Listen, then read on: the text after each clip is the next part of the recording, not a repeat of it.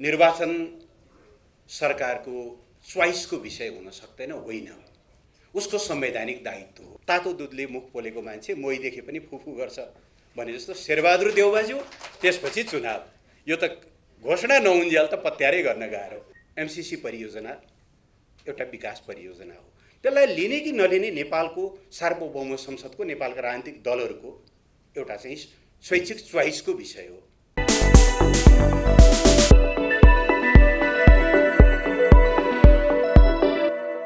सङ्कटहरू उत्पन्न हुन्छन्, उसले एउटा सशक्त हस्तक्षेप गर्ने एउटा गौरवशाली परम्परा यसले बोक्दै आएको छ। मलाई 2047 सालको असोजतिरको एउटा सन्दर्भ याद आउँछ। हाम्रो पार्टीका अध्यक्ष पूर्व प्रधानमन्त्री केपी शर्मा ओलीले नेतृत्व गर्नुहुन्थ्यो प्रजातान्त्रिक राष्ट्रिय युवा सङ्घ नेपालको। त्यति बेला 46 सालको आन्दोलनपछि नेपाली काङ्ग्रेस, संयुक्त वाम मोर्चा र राजाका प्रतिनिधिहरू समेत मिलेर संविधानको एउटा मस्यौदा तयार भयो। तर त्यो मस्यौदालाई जारी गर्ने मामलामा दरबारले अनिच्छा प्रकट गर्यो, आलेटाले गर्यो। त्यति बेला युवा सङ्घले राष्ट्रव्यापी रूपमा एउटा दबाव अभियान सञ्चालन गरेको थियो, जुन दबावको बलमा त्यो संविधान जारी भयो। त्यति बेलाको सन्दर्भमा एउटा महत्त्वपूर्ण उपलब्धि थियो त्यो संविधान। यद्यपि त्यो बचेन, शक्ति सन्तुलन, अरू विभिन्न खालका षड्यन्त्रहरू, धेरै खालका कुराहरू भए, म त्यता जान चाहन्न। आज त्यस्तै एउटा अप्ठ्यारो अवस्थामा यहाँहरूले देशव्यापी रूपमा दबाव अभियान सञ्चालन गरिरहनु भएको छ। समयमा स्थानीय तहको निर्वाचनको सन्दर्भमा म यहाँहरूलाई धन्यवाद पनि भन्न चाहन्छु। निर्वाचनका सन्दर्भमा, यसका स्थानीय तह निर्वाचनका सन्दर्भमा यसका संवैधानिक कानुनी व्यवस्थाको बारेमा पूर्ववक्ता साथीहरूले धेरै कुराहरू राखिसक्नु भएको हुनाले म त्यसमा धेरै चर्चा गर्न चाहन्न। खालि 3-4 कुरा मात्रै के सन्दर्भमा उल्लेख गर्न चाहँला भनेदेखि, निर्वाचन सरकारको च्वाइसको विषय हुन सक्दैन, होइन, उसको संवैधानिक दायित्व हो। संविधानमा एउटा भाषा प्रयुक्त छ। निर्वाचन आयोगको सिफारिसमा सरकारले निर्वाचनको मिति तोक्नेछ। त्यो सिफारिसमा तोक्नेछ भन्ने कुरा उसले मन लाए तोक्ने, मन लाए नतोक्ने, त्यो तजबिजी अधिकारको कुरा होइन। यो कुरालाई हामीले गम्भीरतापूर्वक हेक्का राख्नुपर्छ, उसको संवैधानिक दायित्वको विषय हो भन्ने कुरालाई म यहाँनिर उल्लेख गर्न चाहन्छु। स्थानीय तह सम्बन्धमा हाम्रा कानुनी प्रबन्धहरू, संवैधानिक प्रबन्धहरूको बारेमा साथीहरूले पर्याप्त राख्नुभएको छ। म खालि 2टा सन्दर्भ यहाँनिर उल्लेख गर्न चाहन्छु। स्थानीय नयाँ संविधान बनाइरहँदाखेरि स्थानीय तहको बारेमा 2टा स्कुल अफ थट त्यति बेला थिए। मधेस केन्द्रित दलहरू र माओवादीभित्रका कतिपय साथीहरू स्थानीय तहलाई प्रदेश तहको अधीनस्थ राख्ने, उनीहरूलाई कति अधिकार दिने, कति अधिकार नदिने, कहिले चुनाव गर्ने, कहिले चुनाव नगर्ने, त्यो कुरा प्रदेशको मातहत हुनु जरुरी छ। संहिता भनेको मूलतः केन्द्र र प्रदेशको अन्तर सम्बन्धको विषय हो। यो ढङ्गको मान्यताको पक्षमा हुनुहुन्थ्यो। नेकपा एमाले फ्रन्ट लाइनमा थियो, नेपाली काङ्ग्रेसका साथीहरूको पनि यसमा प्रश्न नै मान्यता थियो, होइन, हामीले निर्माण गर्न खोजेको संहिताको मुख्य उद्देश्य ग्रासरुटसम्म लोकतन्त्र पुर्याउनु हो। त्यस कारणले स्थानीय तह अधिकार सम्पन्न र बलियो बनाउनुपर्छ भन्ने मान्यतामा हामीले लगातार बहस गऱ्यौँ र आजको हाम्रो संविधानले 3 तहको ढाँचा सहितको र स्थानीय तह एकदमै अधिकार सम्पन्न बलियो स्वरूपको त्यो निर्माण गरेको छ। आज स्थानीय तहको चुनाव समयमा नगर्न, यसलाई चुनाव नगर्नका निम्ति संविधानभित्रका छिद्रहरू पहिल्याउँदै गरेको बेला यसको पछाडिको दर्शनलाई हामीले बुझेनौँ भने, यसका पछाडि स्थानीय तहलाई कमजोर पार्नका निम्ति हिजैदेखि भइरहेका प्रयत्नहरूलाई बुझेनौँ भने सम्भवतः हामी निष्कर्षमा पुग्न सक्दैनौँ। स्थानीय तहलाई यो लेभलमा ल्याउनको निम्ति हिजो संविधानदेखि नै बहस चल्दै आएको छ र अहिले पनि केही शक्तिहरू स्थानीय तहलाई बोझा जस्तो ठान्छन्। संहिता भनेको केन्द्रको अधिकार प्रदेशमा प्रत्यायोजन गर्नु मात्रै हो अथवा त्यहाँ विन्यास गर्नु मात्रै हो भन्ने संहिता सम्बन्धी यो खण्डित दृष्टिकोण पनि छ। यसलाई पनि यहाँनिर हेक्का राखौँ। दोस्रो, स्थानीय तहमाथि किन प्रहार हो? अघि 2059 सालको एउटा सन्दर्भ यहाँ उल्लेख भयो। 2059 साल असारमा, त्यति 2054 सालमा निर्वाचित भएका स्थानीय निकायहरूको म्याद सकिँदै थियो। शेरबहादुर देउवा प्रधानमन्त्री हुनुहुन्थ्यो, हामी प्रमुख प्रतिपक्ष थियौँ र द्वन्द्व उत्कर्षमा जाँदै थियो। गाउँ गाउँमा माओवादी हिंसाको विस्तार र त्यसको काउन्टरका निम्ति राज्यले सञ्चालन गरेका शान्ति सुरक्षाका गतिविधिहरूको कारणले मर्ने मार्ने क्रम तीव्र भइरहेको थियो। हामीले निकै जोडबल गऱ्यौँ त्यति बेला, स्थानीय तहलाई रिक्त नराखौँ। स्थानीय तह रिक्त राख्नु भनेको विद्रोहीहरूका लागि मैदान खाली गरिदिने जस्तो कुरा हो। सकिन्छ चुनाव गरौँ, नभए 1 वर्ष भए पनि म्याद थप गरौँ। अब संयोग त्यति बेला अहिलेभन्दा नेकपा एमाले बेटर पोजिसनमा थियो। स्थानीय तहमा हामी झन्डै 57% सिट हामीले हासिल गरेका थियौँ। म्याद थप्नु भनेको एमालेलाई बलियो बनाउनु हो भन्ने उहाँहरूले त्यति बेला ठान्नुभयो। स्थानीय तहको म्याद थपिएन, चुनाव पनि भएन र हिजो द्वन्द्वबाट आक्रान्त जनतालाई कुखुराले आफ्नो चल्ला छोपे जस्तै गरिकन जनतालाई संरक्षण गरेका जनप्रतिनिधिहरू जब गाउँबाट खेदिने स्थिति पर्यो, माओवादी हिंसा एकदमै विस्तार भयो र गाउँ गाउँमा जनसरकारका लागि त्यसले ढोका खोलिदियो। स्थानीय तहमा जनप्रतिनिधि हुँदासम्म कहीँ पनि जनसरकार घोषणा भएको थिएन। तर जब म्याद सकियो, जब एउटा रिक्तता सृजना भयो, त्यसपछि समानान्तर सरकारहरू, बाटे कारबाहीहरू, जग्गाका चाहिँ अनेकौँ खालका लिखतहरू, त्यो भारी अहिलेसम्म हामी बोक्दैछौँ। सायद साथीहरूले का इजलासहरू के अरे फर्महरूमा पनि त्यस्ता मुद्दाहरू आउँछन् होला। अब जबरजस्ती एउटाको जग्गा अर्काको नाममा राखिदिएको छ, त्यसको कुनै कानुनी हैसियत छैन। मैले यो सानो सन्दर्भ किन उल्लेख गर्न खोजेको भने स्थानीय तहको रिक्तताभित्र डेमोक्रेसीलाई तलैदेखि कमजोर गर्ने एउटा आधार बन्ने भएको हुनाले यो खालि कुन पार्टीले जित्छ जित्दैन भन्ने कुरासँग मात्रै सम्बन्धित छैन, यसलाई यस रूपमा हेर्न जरुरी होला भन्ने म आग्रह गर्न चाहन्छु।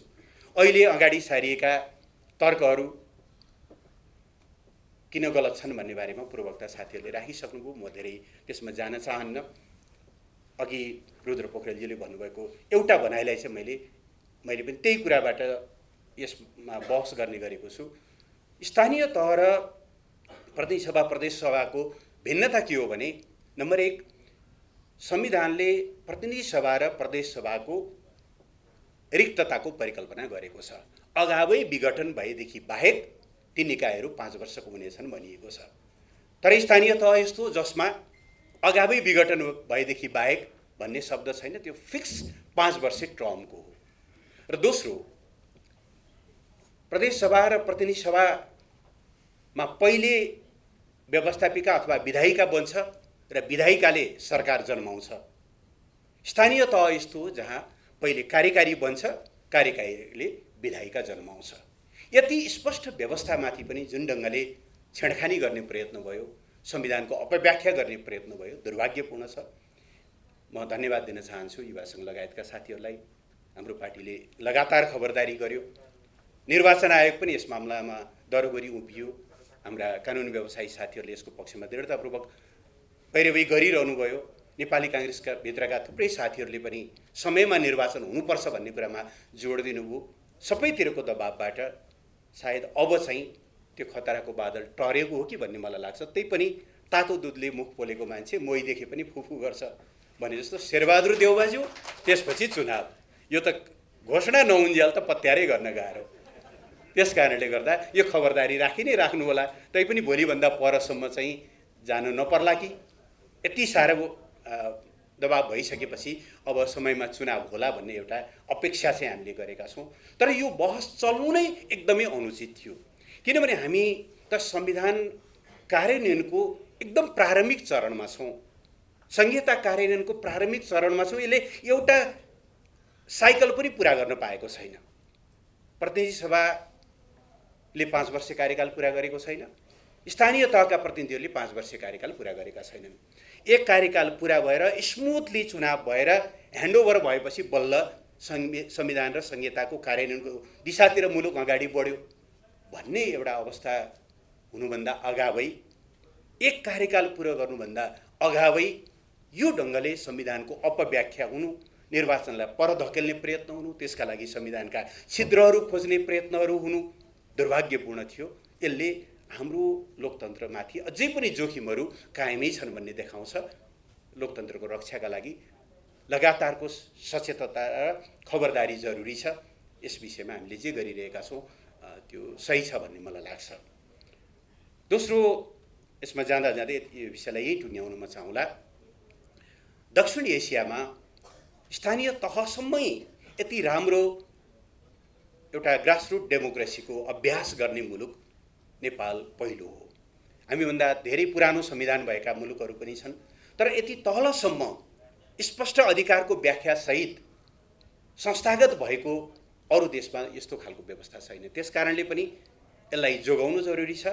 यसमाथि प्रहार हुने कारणहरू पनि त्यस कारणले बुझ्न सकिने विषयहरू छन्। साथीहरूले चुनावलाई कुनै पनि बहानामा सार्ने, ऐन र संविधान बाजिएको छ भन्ने बहानामा फेरि त्यसमा ढिलासुस्ती गर्न चाहने कुनै पनि प्रयत्नहरू भयो भनेदेखि त्यो खबरदारी निरन्तर गर्नु होला र निर्वाचनको मिति घोषणा भइसकेपछि हामी सबै निर्वाचनमा केन्द्रित भएर अगाडि बढ्नेछौँ।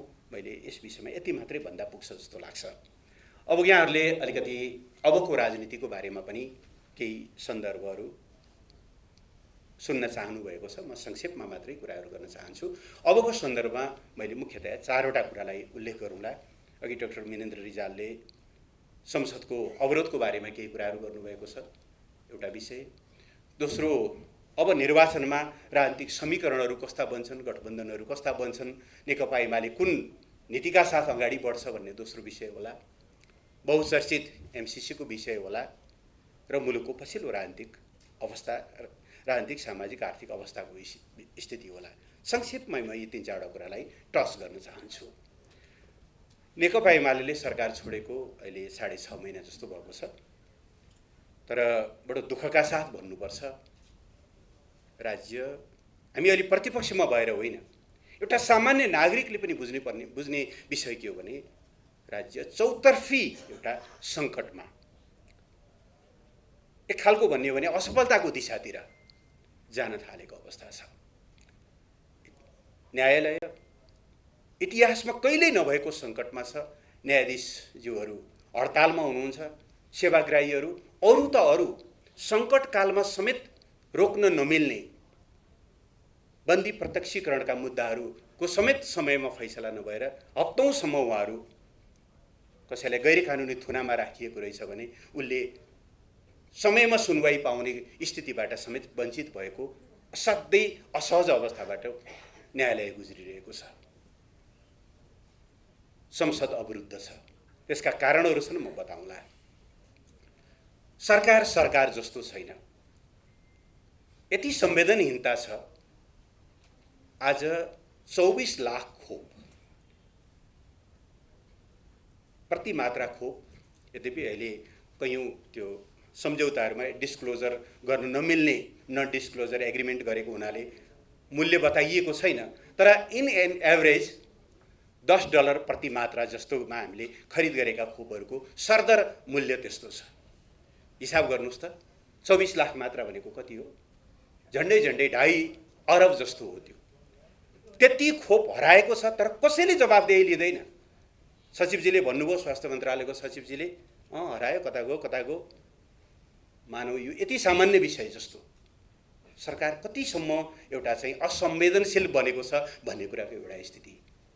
सरकार जस्तो नरहने, न्यायालय ठप्प हुने, संसद नचल्ने, अर्थतन्त्रका सबै सूचकहरू, तपाईँ व्यवसाय गर्न जानुस्, ब्याङ्कमा ऋण माग्न जानुस्, तरलताको अभाव छ, पैसा दिँदैन ब्याङ्कले। इतिहासको सबैभन्दा तल्लो ग्राफमा झर्यो विदेशी मुद्रा सञ्चिति। नेपालबाट बाहिर जाने पैसा र बाहिरबाट भित्र आउने पैसा, त्यो भुक्तानी सन्तुलन असाध्यै डरलाग्दो गरी त्यो ग्याप बढ्दै गएको अवस्था छ। विकास खर्च 7 महिना हुन लाग्यो 15% कट्दैन। एकदमै अप्ठ्यारो अवस्थामा मुलुक छ र यही बेला सत्तामा रहनुभएका नेताहरू जानी एक खालको भूराजनीतिक द्वन्द्व निम्त्याउँदै हुनुहुन्छ। मैले हेर्दा एमसीसी परियोजना एउटा विकास परियोजना हो। त्यसलाई लिने कि नलिने नेपालको सार्वभौम संसदको नेपालका राजनीतिक दलहरूको एउटा चाहिँ स्वैच्छिक च्वाइसको विषय हो। तर त्यो विषयलाई लिएर हामी सुनिरहेका छौँ, भर्चुअल मिटिङहरू भइरहेका छन्, विदेशीहरूको एडभाइस लिने खालका कुराहरू भइरहेका छन्। एउटा विकास परियोजनालाई जानी जानी भूराजनीतिक एउटा प्रतिस्पर्धाको विषय बनाउने काममा सत्ता गठबन्धनकै नेताहरू लागिरहनु भएको छ।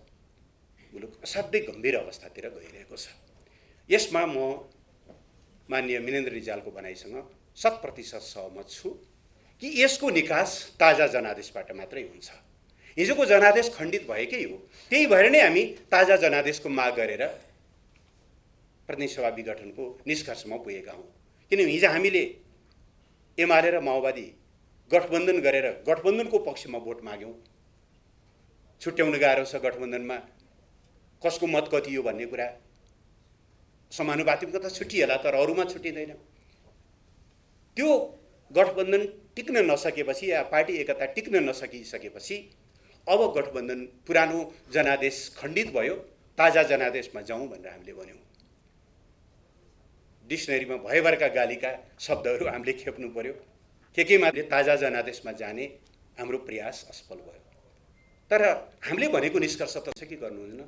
पार्लियामेन्टमा आइसकेपछि पार्लियामेन्टमै हामी जनताले सुन्ने गरी नेकपा एमालेका पोजिसनको बारेमा हामी क्लियर गर्छौँ। तर मेरो एउटै आग्रह छ, कृपया यस्तो खालको अवसरवाद देशभित्रका राजनीतिमा पनि नगरौँ। तर दुई देशको सम्बन्ध जोडिएको, भूराजनीतिक संवेदनशीलता समेत जोडिन सक्ने यस्ता विषयमा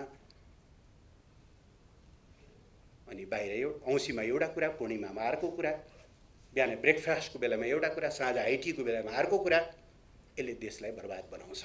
यो बाटोमा जान हुन्न भन्ने कुरा आग्रह गर्न चाहन्छु।